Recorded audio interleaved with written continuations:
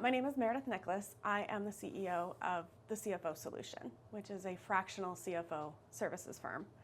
And how I help my clients is really stepping into their business as a part-time financial leader to help them kind of take that function off their plate so they can focus on their business. On bigger things. Yeah. How did you get into this? Were you always in finance? I was, yes. I've had over 20 years experience as a finance leader in various companies, mostly public firms or large companies. But my unique experience is that I have worked out in the field, right? Not at corporate or at headquarters of these companies. I worked out with branches or hotels because my background is I worked 15 years for Marriott and then 6 years for Brightview Landscapes, but out in the field as a regional vice president. So I've always been part of embedded in the business as a financial leader. And I find that that's what I'm really drawn to, is working with the operators on how to improve and grow their business.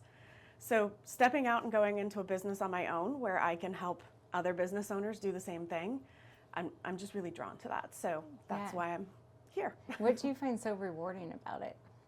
I think when you have those moments with a business owner that maybe has struggled with a piece of their financial health of their business, and you can translate it into a language that they understand. It's not accountant talk.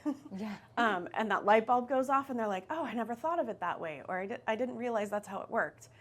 It's really rewarding. And then when they're like, this is actually going to help me run a better business. Right. It's really exciting. Yeah. So explain to me a little bit about the benefits of bringing on an extra person into these businesses and how that works. Yeah. So I think there's this spot with small businesses where they get, an owner creates the business and they're wearing all the hats all the time. Yeah. But they're going to get to a size where wearing all the hats is too much for them. And they can't really grow the business anymore because they're caught up in the minutia of all the functions, right? HR, operations, finance, sales, all of it. Right. So this is where the point, it's a great point to bring somebody like me in. Pick that function that maybe you don't love and you want to take off your plate and go find a fractional. Like the HR things. Right. Absolutely. If HR is not your thing, you don't love that part of what you do, then go find a fractional HR executive. If it's finance, because a lot of people will tell you, I'm not a numbers person. So go find someone like me that can come into your business part-time, take over that finance function for you, and then help you as a true, a business partner, right? And help you lead your business. And kind of give you, I can give you the cliff notes of your finances, right? Right. So instead of you having to study everything and understand it, I'll review it, I'll understand it, and then I'll tell you, here's what you need to know. Yeah. And then we can make a strategy, if we want to take a different direction with the business. So are you reviewing, hey, these are what your sales were last year, this is what, or even what they were last month, and this is the pattern that's happening? Yes. And kind of can guide them in the direction either way, right? Yes. Yeah. A lot of times I think business owners are reactionary when it comes to their finances, and that they'll close the month and they're like, but I didn't make as much as I thought I was going to, and they don't necessarily understand why, and they don't have time to dig into it. Right.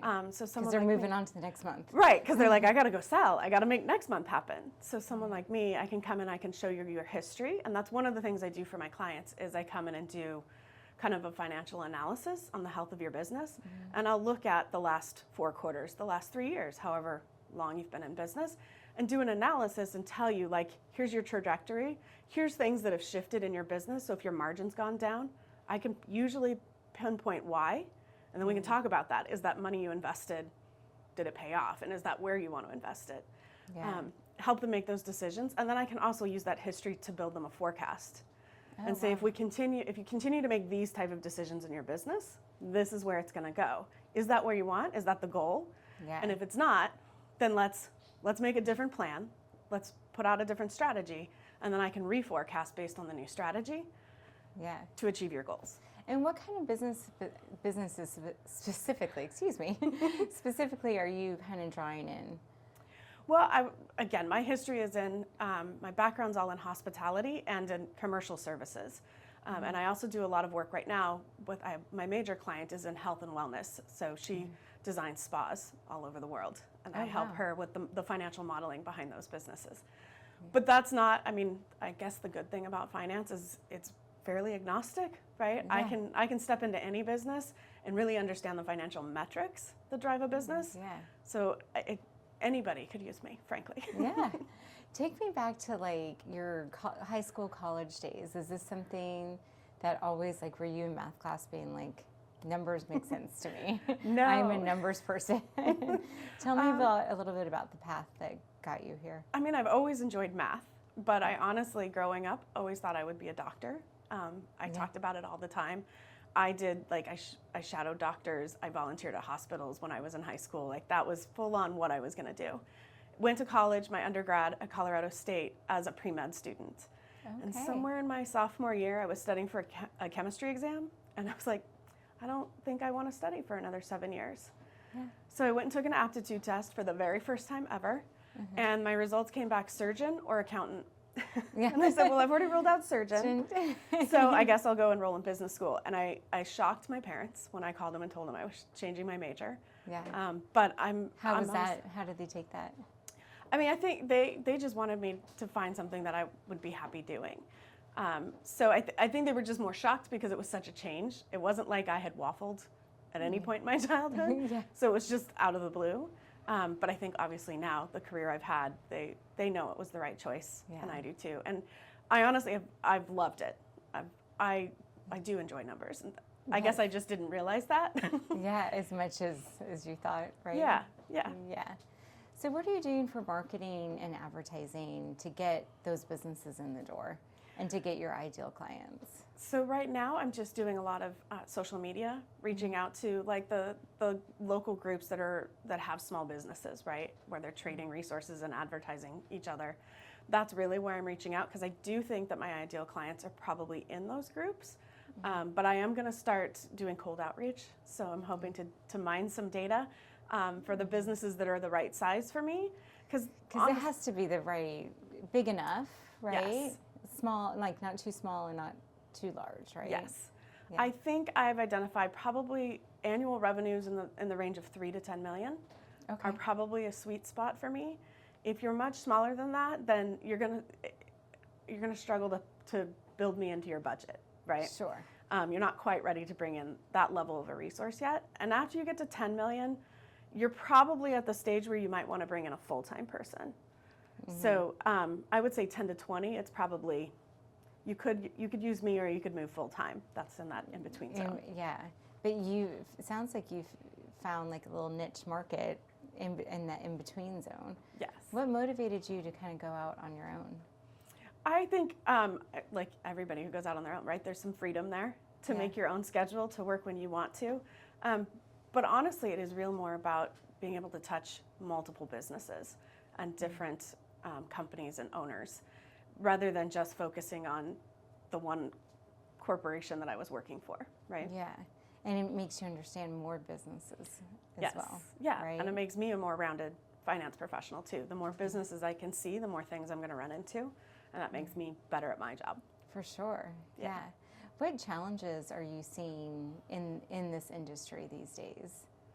I think the fractional executive role is so new that a lot of companies, particularly smaller businesses, don't really understand what we are and what we do.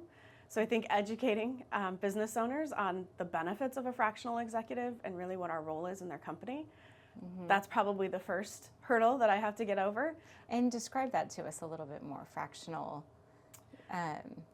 executives. Yeah. Yeah, so again, it's for those business owners that need to take one of the functions off their plate, or maybe multiple functions, because they're just gotten to that size where they can't do it all anymore. So you bring in these people that have discipline experience, I guess I want to say, right? A whole history in HR or history of professional finance, so that they can bring that knowledge into your business and kind of level up that experience. Yeah. Do you have a favorite story, like a favorite success story? You said you were helping somebody open up their spa business. Was there something, a particular story that you were able to help somebody with and how it changed their business? And how did that feel? Yeah, I have a client right now that she's had her business for 18 years. And she's been successful at it, but she sees the end. She wants to retire at some point, and she kind of has an idea of what she'd like to sell her business for in 8 years. So we sat down and we talked about, well, based on your history, this is what you'd have to do in the next 8 years to really be able to sell your business for what you're wanting. And I went back and I showed her historical finances and she was spending money. Because she'd never really looked at her finances that way. I Yeah. find a lot of people in that position, sometimes it's more about, do I have cash in the bank? If I do, then I must be doing okay. Right. But there's so many other metrics. So and they factors. really turn over like their whole file of history to you. Yes. Yeah. Yes. I generally want access to your accounting system, which is like 100% of the time is QuickBooks, Yeah. right? So I dig into that. I run the financial reports so that I can look at I do a vertical and a horizontal analysis, which means I'm looking at how much did you spend in office supplies as a percent of your revenue, and how did that change over the years? I also look at how your revenue grew or shrank from year to year and do that kind of analysis. And let's talk about why that happened, right? Was there some occurrence that year that just drove your sales down, or did you have a family emergency or situation where it took you away from your business, and that's really why there was a decline? Yeah. Let's take out those anomalies and then talk about really like, how is that an ongoing entity? How do we grow that business forward? Wow. So you were able to help her kind of get an 8-year plan to Yes. move on and for her to do something else. Mm-hmm. So Yeah. she can see the steps she needs to take. Yeah. And she told me, she's like, honestly, nobody has ever reviewed my financials with me the way that you have, and made her understand like why her margins fluctuate from year to year. And really, like, she was always worried about cash flow, always worried about whether she had enough money in the bank. And once I was able to show her like how to look at that, not just is there money in the bank, but like, who do you still owe from your vendors, and how much money do your customers owe you? Mm-hmm. Taking that all into fact, how much runway you actually do have in cash. Yeah. Our business owners like eyes wide open looking at this, being like, wow. Yes, Yeah. absolutely. I think it is very eye-opening for a lot of people, because if you don't have an accounting background or a finance background or even business school, right? Yeah. I think some of this stuff is just, you've never been taught it, so you've kind of been learning it on your own. Yeah. And bringing someone in like me, I can kind of educate you more and make you a better expert in your business. And dive a little bit deeper. Yeah. Yeah. Mm-hmm. If you could say like your top 3 to 5 business advice financially for businesses, like what's the top things they should really be paying attention to? Like things that sneak up on you that you just don't realize, like, oh, I really spent a lot on office supplies this year. Yeah, I would say make sure that you are closing your books monthly. So whether you have a bookkeeper that's doing it, make sure that there's a timely close and you're actually looking at it, so you understand what your results were from last month. Mm-hmm. And if you can pull a forecast together, you want to know where you're going too. And if you're out selling, do you have enough in your pipeline to feed where you're trying to go? Right? So understand that metric. So be more proactive about driving your business rather than reactive. Yeah. Did you have somebody that mentored you kind of through this process? Like you said you were working for Marriott for a while and another company. Was there somebody that kind of really sparked this interest for you and kind of took you under their wing to show you, or was it more kind of self-driven? I think branching out into the consulting and small business side of it, that was more self-driven. Okay. But I will tell you, my time at Marriott has made me the leader by far that I am today. I can't say enough about Marriott. I've heard Marriott just has company. Amazing training programs. They do. They have great management training programs, great training for service, customer service for their associates and their managers. Honestly, I took even as finance and accounting, I took all of the customer service training. Yeah. So yeah, I can't say enough about them. Frankly, I never thought I'd leave them. I just got approached with an opportunity that I couldn't turn down. So after 15 years, I left. But yeah, I would highly recommend anybody that, particularly if you want a career in hospitality, they're a wonderful company to work for. Yeah, I've heard great things about them, and how what they've taken from learning there and translate it into their business now, Yes, right? Absolutely. Yeah, that amazing training. Yeah. So where do you see, this is relatively new, correct, for you? Yes. Yes. So where do you see it all going? Do you see growth? What are your goals? I do. I mean, I think in the short term, I want to get a full client roster and feel like I'm really contributing, right, to my clients and helping them grow and seeing success with them. But ultimately, if I get big enough, I can bring other people in, other finance professionals that I know, and build a firm so that we can handle even more clients. Yeah. What advice would you have to somebody maybe getting into this field? Maybe someone graduating high school, college that that might want to get into this field? I would say if you're coming out of high school or college, is go work in companies, go get field experience, because I don't know, I guess in my opinion, I don't think you can be a fractional executive until you've worked in other organizations that already have kind of the processes and the framework built so that you understand it and learn it, right? So a lot of what I bring to my clients are things that I've seen in my previous jobs. And when you talk about a company like Marriott that's been around for, I think there are probably close to 90 years now, more. I would guess. Right, yeah. so there's a few things they've figured out at this point, Right. right? And while everything's seems evolving, to be going well. right? I think they've mastered the art of growing a business. Yeah. So there's processes that they've ironed out, and granted, technology changes, policies change, and they move with it. But there's a lot of that foundational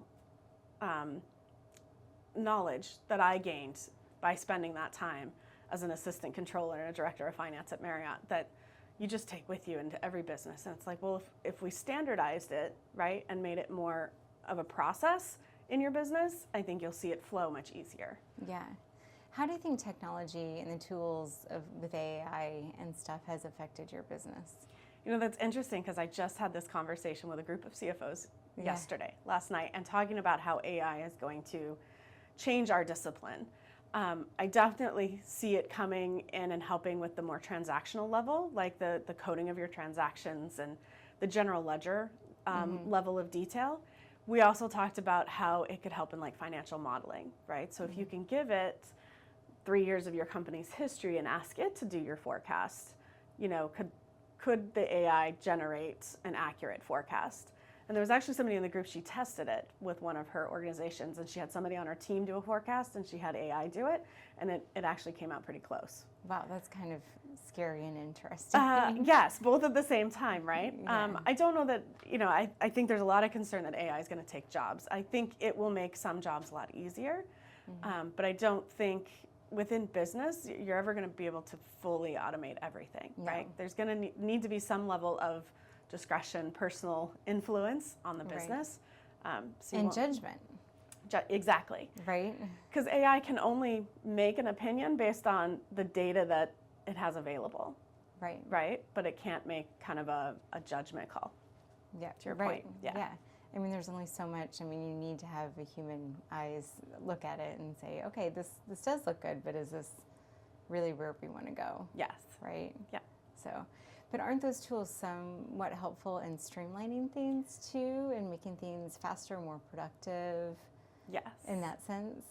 I mean, if you think about it, if you can get an AI or any type of software that can automate processes in your month-end close, because I know there's businesses that take 30 days to close their month. So can you imagine not knowing how you ended May until the end of June?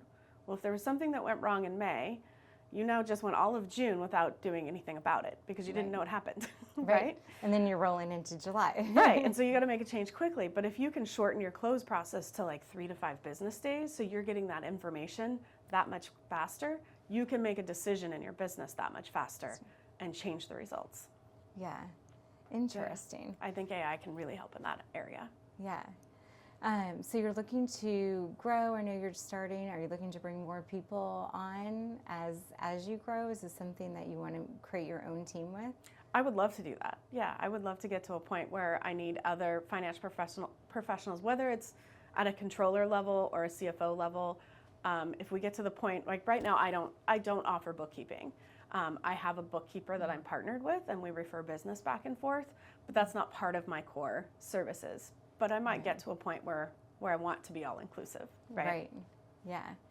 And explain, I know we touched on it a little bit, but really the benefit of having someone like you come on is huge for these businesses, right? I mean, well, I think so, of Yeah. course. I mean, as you're explaining this to me, and I have lots of friends that are business owners, I'm like, oh, light bulbs are going off on how much a business owner is doing, right? And to take that some off their plate is really beneficial and would make their business more successful, correct? And honestly, sometimes just sitting down and having a 10-minute conversation with a business owner, I can hear things about their business, and I'll ask a question. I'm like, have you ever thought about this? and a light bulb goes off then, and it might change a decision that they make. Yeah. So yeah, I can find results in that little of time, just to get them to think about their business differently, because they're so caught up in running their business that they haven't been able to take that step back and look at kind of other options or even risks in their business. That is part of what a CFO does. Is my job is to identify risk in your business and help you mitigate it. Right. So a huge topic that actually came up with a group I'm working with earlier this week was the idea of 1099 employees. And a lot of companies, that's their first step when they bring people on to help them, is to hire them as a 1099, because it's very cost effective. Which is, for those that don't know what a 1099 is. Okay, yeah, so a 1099 employee is basically, well, I shouldn't call them employee, because they're not. They're basically a contract worker for you. So they give you a W-9 tax form with their EIN on it, and you pay them like they are a vendor for you, as opposed to an employee. That's probably the best description. Yeah. And it's easy, right? Because you don't have to deal with payroll taxes and withholding and all of that. And it is generally more cost effective for a business to do it that way. However, there are our IRS guidelines and Department of Labor guidelines that stipulate when you should be an employee versus like a W-2 employee versus a 1099.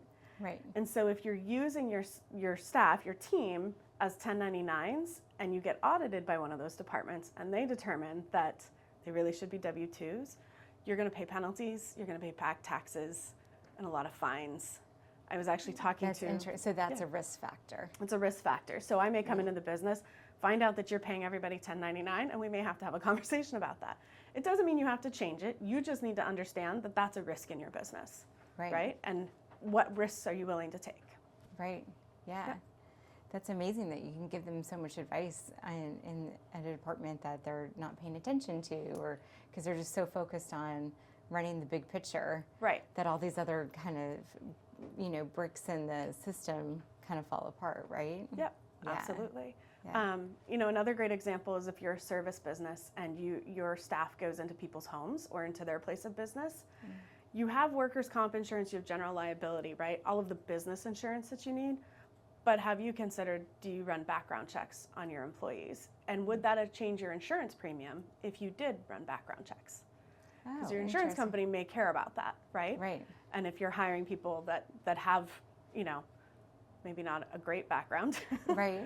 But if you're But somebody recommended them and it was a friend of a friend. And, right. Yeah. Absolutely. And I get it, the background costs extra money, but you have to weigh the risks and the rewards. I mean, talk to your insurance broker or company, and if it's going to save you significantly, it might be worth the extra expense of running background checks.